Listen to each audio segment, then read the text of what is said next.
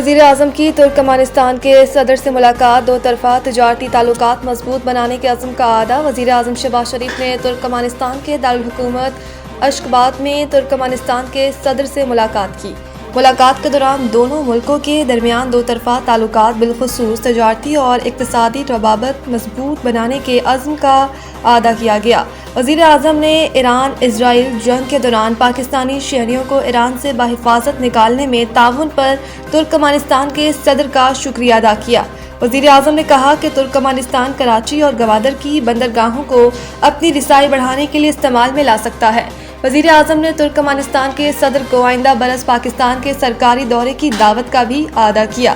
اس موقع پر ترکمانستان کے صدر نے وزیر اعظم شہباز شریف کے دورے اور امن و اعتماد کے بین الاقوامی فورم میں شرکت پر شکریہ ادا کیا۔ ترکمانستان کے صدر نے کہا کہ ان کا ملک پاکستان کے ساتھ باہمی دلچسپی کے متعدد شعبوں میں دو طرفہ تعاون کو بڑھانے کا خواہاں ہے۔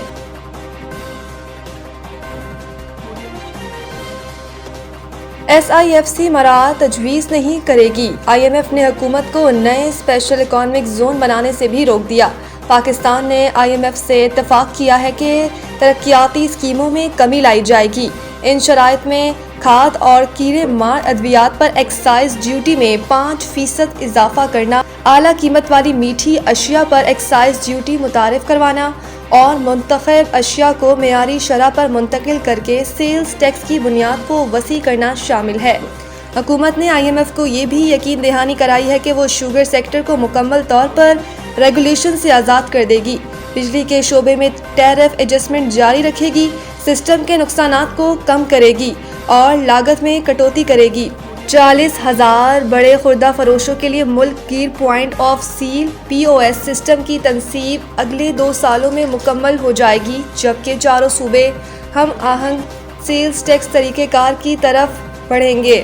IMF کی پاکستان سے متعلق جاری رپورٹ کے مطابق توانائی کے شعبے میں تمام صوبوں نے بجلی اور گیس پر کوئی نئی سبسڈی نہ دینے سے اتفاق کیا، نئے RLNG کے لیے اضافی بیرونی معاہدے کرنے سے بھی روک دیا۔ اوگرا کو 40 روز کے اندر ٹیرف کے تعین کی ایڈوائز دی جائے گی، جس کا نوٹیفیکیشن جاری ہو جائے گا۔ IMF نے نئے اسپیشل اکنامک زونز بنانے یا دیگر زونز بنانے اور ان زونز کو کسی قسم کی مراعات دینے اور موجودہ مراعات کی تجدید سے بھی روک دیا۔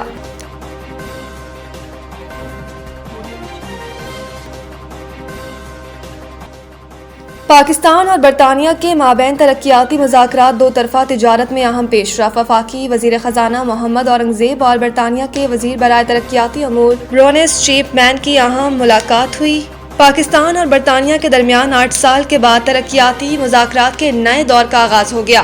پاکستان میں برطانوی کمپنیوں کی تعداد 200 سے زائد ہونے کے باعث تجارتی حجم 5.5 بلین پاؤنڈ سے تجاوز کر گیا۔ مذاکرات میں تجارتی سرمایہ کاری، ماحولیات اور سماجی شعبوں میں تعاون بڑھانے پر تبادلہ خیال کیا گیا۔ برونس چیپمین اور وزیر تعلیم خالد مقبول صدیقی نے پاک UK ایجوکیشن گیٹ وے کے اگلے مرحلے کا بھی افتتاح کیا۔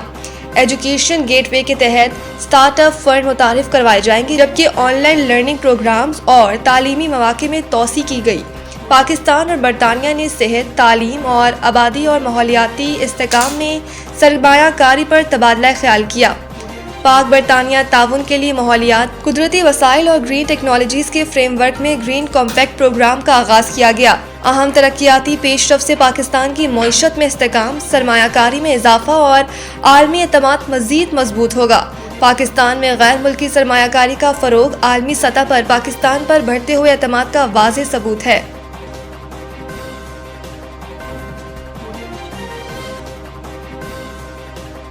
تحفظات دو ورنہ ناصر باغ پروجیکٹ روک دیا جائے گا۔ Lahore high court. Lahore high court کے جسٹس شاہد کریم نے اسموک تدارک کے لیے دائر درخواستوں پر سماعت کی۔ ممبر جوڈیشل کمیشن اظہر صدیق ایڈوکیٹ اور میاں عرفان اکرم سمیت دیگر پیش ہوئے۔ جسٹس شاہد کریم نے ریمارکس دیے کہ اورنج لائن بن چکی ہے، روڈا بننے جا رہا ہے، پتہ نہیں کیا ہوگا۔ میرے فیصلے موجود ہیں، ڈیولپمنٹ ہو سکتی ہے، مگر گرین ڈیولپمنٹ بھی کوئی چیز ہے۔ ناصر باغ سمیت کئی تاریخی مقامات لاہور کی پہچان ہیں۔ DGLDA ناصر باغ پروجیکٹ بارے ماہر تعمیرات کو مطمئن کریں۔ ماہر تعمیرات رضا علی دادا نے عدالت کو بتایا کہ یہ پروجیکٹ ناصر باغ کی جگہ پر مناسب نہیں۔ اس پر عدالت نے DG/LDA کو ان سے پروجیکٹ بارے ملاقات کی ہدایت کی۔ عدالت کے استفسار پر بتایا گیا کہ لاہور میں چھوٹے بڑے 804 پارک ہیں۔ جسٹس شاہد کریم نے PHA کو تمام پارکوں میں تجاوزات ختم کرنے کا احکامات جاری کر دیے اور ریمارکس دیے کہ درخت اور ہریالی کو ختم کرنا کسی صورت درست نہیں۔ سماعت کے دوران جسٹس شاہد کریم نے تمام شوگر ملز میں واٹر ٹریٹمنٹ پلانٹس نصب کرنے کا حکم بھی دیا۔ ممبر جوڈیشل کمیشن نے بتایا کہ محکمہ ماحولیات نے اپنے رولز میں ترمیم کی ہے جس کے تحت ناصر باغ سمیت کچھ پروجیکٹس پر NOC کی ضرورت نہیں۔ ملک کے کئی شہروں میں فضائی آلودگی، دھند کی شدت میں بھی اضافہ۔ لاہور دنیا کے آلودہ ترین شہروں میں دوسرے نمبر پر رہا۔ ایئر کوالٹی انڈیکس 398 تک پہنچ گیا۔ فیصل آباد میں AQI 542، گجرانوالہ 398، راولپنڈی 392 اور پشاور میں 325 ریکارڈ کیا گیا۔ KP کے سندھ اور پنجاب کے مختلف شہروں میں دھند کی شدت میں اضافہ ہوا۔ موٹر وے M1 پشاور سے رکشوئی تک بند کر دی گئی۔ موٹر وے M2 پر لاہور سے ہرن مینار تک ٹریفک کا داخلہ بند کیا گیا۔